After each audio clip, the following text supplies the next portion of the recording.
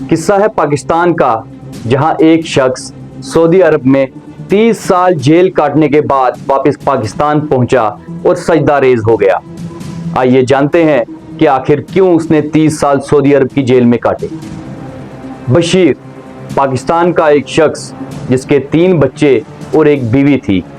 अपने घर के हालातों को बेहतर करने के लिए, अपने बच्चों को अच्छी परवरिश और अच्छी तालीम और साथ ही साथ अपनी बीवी को अच्छा खाना और अच्छा लिबास देने के लिए इस शख्स ने ईरान का वीज़ा लगवाया और डंकी करके ये सऊदी अरब जाके पहुंचा। कुछ अरसा सऊदी अरब में काम करने के बाद जब अपने कफील का भरोसा जीता तो अपने कफील से एक मशवरा किया, आप मुझे पानी की टंकी लगा के दीजिए, हम पानी डिस्ट्रीब्यूट करेंगे और उसका आधा मुनाफा आपको दूंगा। कफील भी पूरा भरोसा जताते हुए उसने टंकी लेके दी। काफ़ी अरसा अच्छा बिजनेस चलने के बाद जिन लोगों के साथ बशीर का उठना बैठना था वो लोग इससे अब जलने लगे और कफील को जाके तरह तरह की बातों से भड़काने लगे। खास करके कफील को कहा कि इसका वीज़ा ईरान का है और ये यहाँ पे ईरान का एजेंट बन के आया है और ये आपके साथ धोखा कर रहा है। काफ़ी अरसा जब बार बार वर्गलाने के बाद एक दिन कफील उनकी बातों में आ गया और पुलिस को जाके सारा माजरा बताया और कहा कि ये ईरानी एजेंट है जो कि हमारे मुल्क में यहाँ जासूसी कर रहा है।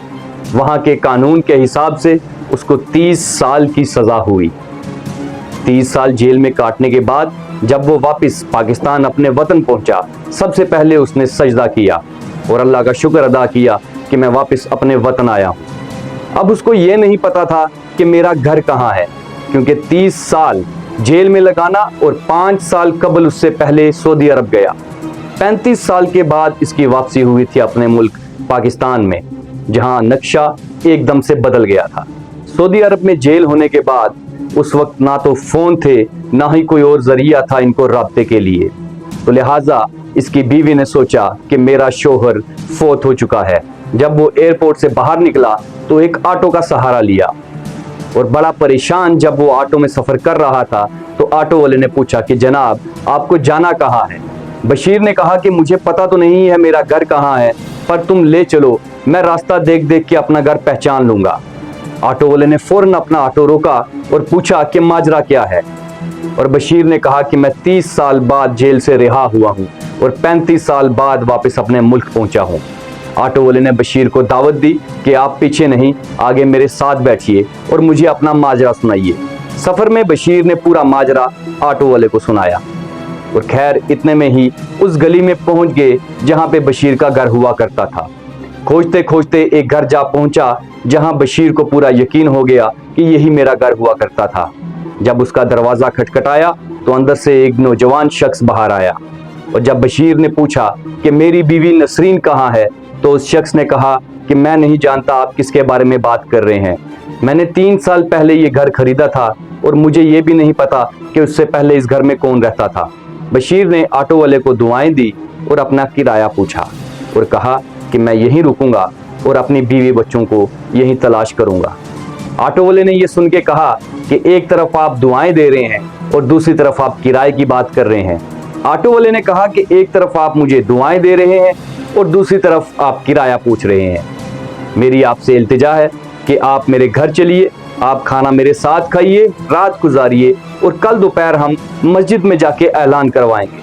खैर बशीर के पास और कोई चारा ना था। बशीर ऑटो वाले के साथ उसके घर चला गया। अगली दोपहर मस्जिद में ऐलान करवाया और आहिस्ता आहिस्ता हर मस्जिद में घूमे। बिल आखिर मोहल्ले की जामा मस्जिद में पहुंचे और वहां जोहर की नमाज के बाद उस शख्स ने खड़े होकर ऐलान किया कि ये बशीर साहब हैं जो 35 साल बाद सऊदी अरब से लौटे हैं। इनको अपने बीवी बच्चों के बारे में कोई इल्म नहीं है। अगर कोई इनके बीवी बच्चों को जानता है तो लिहाजा हमारी मदद करें। एक अफजाल नामी शख्स खड़ा हुआ और उसने पूछा कि आप बशीर हैं, आप सरफराज के वालिद बशीर हैं? बशीर ने चौंक के कहा कि हाँ, सरफराज मेरा ही बेटा है। तो उस शख्स ने कहा कि मैं आपको आपके बेटे के पास ले चलता हूँ। रास्ते में सफ़र के दौरान बशीर को ये इल्म हुआ कि उसका बेटा अब डीसी बन चुका है। ये जान के उसे बहुत खुशी हुई और इतने में जब वो अपने बेटे के घर पहुंचा तो गार्ड्स ने उन्हें एक रूम में बिठाया।